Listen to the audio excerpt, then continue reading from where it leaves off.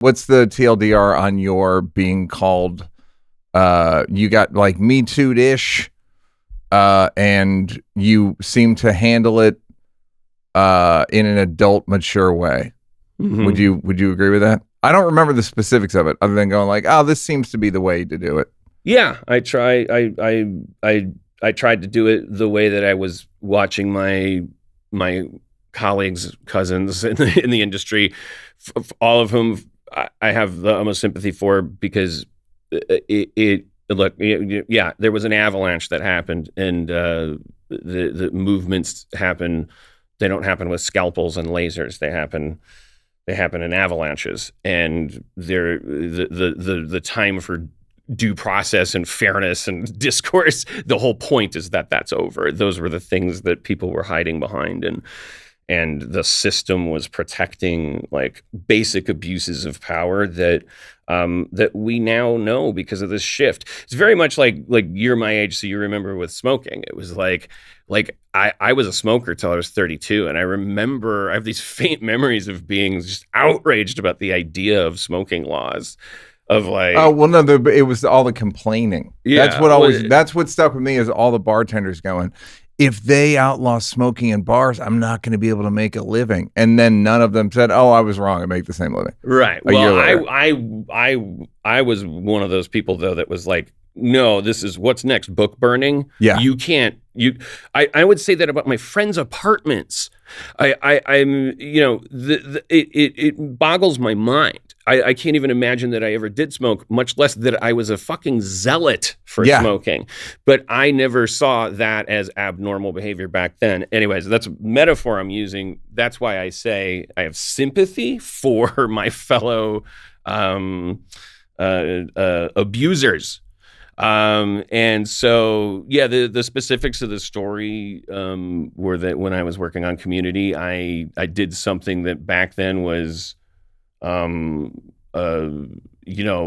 unfortunately familiar to a lot of people, where you're like a nerd and you're a boss, and you don't think that and then you think that you having a crush on an employee is not only allowed, but also like super romantic. Yeah. And interesting. Yeah, interesting and fascinating, and that any rejection of that is simply either part of a mating dance or who knows. I mean, just in any case, totally outrageous. And what are you supposed to do, man? All you do is work. Yeah. Where are you supposed to meet people? Go on. And also, like, shouldn't you be so flattered that isn't it romantic that the basis of our relationship is work? Because don't you think that's so cool? It's like, And so, anyways, it was unreciprocated, which seems, And then I glance over at because I was also picturing myself as David Duchovny or something. But that really is definitely not the point. But it's also horrendous to me to remember.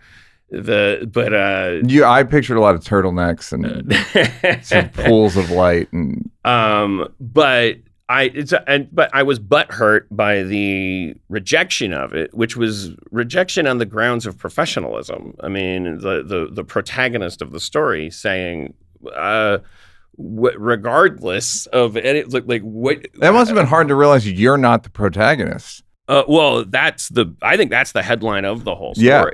Yeah. Which is why I don't tell it a bunch. But since they did This American Life on it, and there was also a struggle there. It was like, I don't want her to be famous for this. But the balance has been struck. I think she doesn't mind being. I'm not naming her name right now. It's like you can Google it, and it's her story to tell.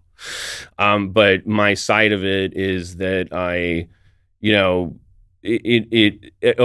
finishing my crime there is that it was not reciprocated. Therefore, I was butthurt. Therefore, I started this like weird campaign of like cruelty toward her. In my mind, it was like, you want to be treated like a normal employee now? Try this on for size. Yeah. Which is, I don't even want to unpack it because it makes the story about, it's just like, it's a fucking crime. And there was nobody there to call me out on it. And, or if they were incentivized not to, et cetera. And So time goes by, and then the world shifts under our feet, and without us voting for it, we specifically didn't. And then this avalanche happens, and then amongst that, this writer was like, called me out on Twitter, and it was like, felt sorry for myself, sucked my thumb. Why is this happening to me? And then, but because I'd been through therapy, it was like I had learned the definition of an apology, which almost sounds like cheating, but you can know the definition of an apology and still not be able to do it. Well, yeah, that is a great. I think it's probably especially pronounced in the modern age of like, people think if you diagnose somebody with something, you don't have it. Like, he's a narcissist, which means I couldn't be, because it's a rubber glue situation. But yeah, so if you can, you did you know how to do an apology, and you did an apology that, as I recall, wasn't, I'm sorry you feel that way, and it wasn't the bad apology tropes. Yeah. I mean, it was, I think, one of the hardest things about an apology, that is why an apology is important to the protagonist, is the removal of yourself as the protagonist. And a lot of this was like, realizing this, because I knew the rules, I knew the recipe. Well, it must have been an interesting shift going from simpering victim protagonist to like, oh no, I'm just a villainy. I'm like a self-pitying villain. Yeah, this is the rule. This is the role that I got to play in someone else's life. Yeah. I was. It's. This has been a big cultural challenge for. I mean, that you could link that to. That's why I have sympathy, quote unquote. Sympathy is another word that gets misinterpreted, but it's like I can see why all of people are overreacting to concepts like white privilege and stuff. What they're thinking in their head is, I am an underdog. I am fighting everything. I am a hero. Nothing ever goes my way. And now on top of that, you're telling me I did something to you by being born, and they get all ballistic. And then they kind of end up inadvertently peacocking the very thing that is happening. And over time, it settles and the culture shifts and stuff. But if you're grandfathered in, so yeah, the tough thing about about a proper apology is the actual like shifting, where you go like, I am not the protagonist. This is not my story. I am a character in it. I am a bad character in it. I am at best a piece of furniture.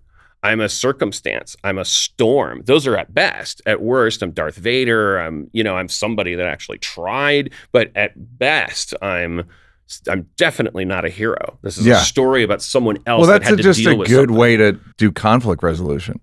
Of like, we all assume we're the hero. And just like hypothetically explain this story to me with you as the villain. And that's how you get to like, oh, I guess you could see that as shitty behavior. Yeah. And I think I've talking to a lot of people, and also having to apologize for things that where I just refuse to apologize subsequently. They can be small things. I have regular fights with Cody. Both of us have been to therapy. Both of us know the definition of an apology. So the awesome thing is that we'll have a fight and we'll need to repair, and then we'll break it down and we'll say things like, look, I acknowledge the offense, which is this. I feel remorse, because obviously we both feel remorse that this happened, but I cannot commit to change because I cannot tell you that. And it's like, because that's the third ingredient to an effective apology. Right. It's acknowledgement of the offense, expression of remorse, commitment to change. I think the most, and I should give credit to, and if this is from a book that someone wrote, and I feel bad. This person should be cited. I mean, this is where. I don't know the name. I think the book is called On Apology or something like that. They go through the history of the planet, kind of going here are some of the most successful peace accords. Here's where they go. You this can be applied. When you guys will not commit to change, is it with the caveat that down the road you'll be open to change? Or is it just like, I don't know what to tell you? Those are two. I mean, I'm laughing at it because it's like, well, those are two people who are just still in a fight. I mean, but we're at least expressing 2/3 of. Yeah, but it's less of a fight. Yeah. If you at least like a genuine acknowledgement. Sometimes 2/3 will get you there. Like, yeah. If I spill a drink on you at a bar, this is the example I always use. The reason why people get kind of flummoxed because they feel like an apology is some kind of self-flagellation, like that it's enough to submit. You go, my bad, I'm sorry, and then we have these tics where we go like, I'm sorry if you got hurt. So something that people would think would be a really good apology possibly would be if I spilled a drink on your jacket and then I go, oh my God, I'm so sorry. I'm going to pay for that jacket.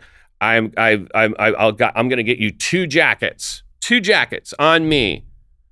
So this person's going like, I'm Mr. Jacket Buyer. Like, I'm clearly very sorry and am definitely admitting that I am the one in the wrong. It's definitely way better than me saying, hey, why don't you watch where you're going, guy who got your thing spilled on you?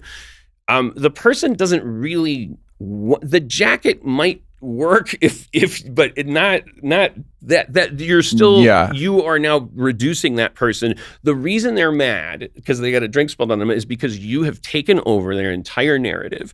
They did not plan for a drink to get spilled on them. They were in the middle of a conversation with a girl they liked. They were on their way to the bathroom. They're filing their taxes. They've got a story they're trying to write, and now you're blowing through it and you're deciding that you're more important. It doesn't matter if you're on your knees sucking them off. Yeah. You're still stealing all of their narrative. Yep. Whereas if you say, this is what a person wants to hear if you get a drink spilled on them, it doesn't save their night, but they want to hear, I just bumped into you because I wasn't looking where I was going. I feel terrible. And because this happened, I am going to not do it again to someone else. Right. I'm going to make a commitment to paying closer attention to where I'm going. I think the subtle altruistic thing about that is that the victim, in quotes, no one wants to be, and specifically say, I'm not reimbursing you for the jacket. It makes them a hero because instead of being a victim, which no one wants to be, it means that they actually, if they simply endure this bad thing that happened to them, they were a part of making things better. For that's if they really believe it. So you're some dickhead spilled a drink on me because he's an obnoxious, narcissistic, clumsy, like distracted. He's committed to not being that way. And anymore. My God, you should have seen the look on this guy's face. I really think it's sunk in for the guy. Like, he needs to stop doing X, Y, Z. It's like, I'm not going to use my phone anymore when I'm drinking, or I'm not. If it's a genuine, it's like their narrative becomes, I was a part of a shift in a dickhead. It's very important. And then 5 years later, you do a where are they now? How did it go? Talk to us. Did it actually manifest deeply? Well, you follow them with private detectives so that the moment they spill a drink on a jacket, you jump out and go, huh? You have to. Let's hear that apology. So easy, isn't it? Hey, did you like that? Did you like that? Yeah, did you like it though? You want more? Don't want to work? Would rather watch videos of me grab-assing with people? First of all, go up here to subscribe, and then go up here to watch more clips. This is like when the weatherman says that there's a high pressure system coming in. I'm not really used to the green screen.